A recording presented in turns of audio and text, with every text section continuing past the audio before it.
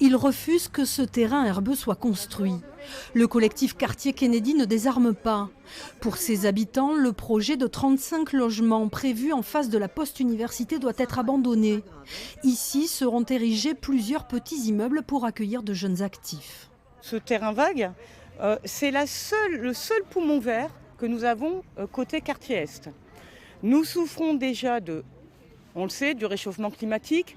Nous souffrons d'inondations dans nos caves déjà présentes. Donc ce bétonnage est malvenu. Dans le cadre de la rénovation du quartier Saragosse, ce terrain a été cédé par la mairie à Action Logement, cet organisme qui recueille le 1% logement des entreprises à des fins de construction d'habitat. Pour la municipalité, il s'agit de faire venir de nouvelles familles dans le respect des règles d'urbanisme.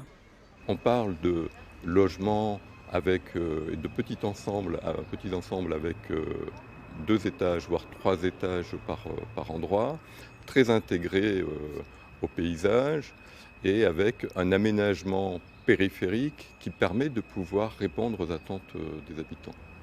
Une concertation devrait avoir lieu avec les habitants pour l'aménagement des abords de ces logements. Pas sûr que cela suffise pour rassurer le collectif Quartier Kennedy.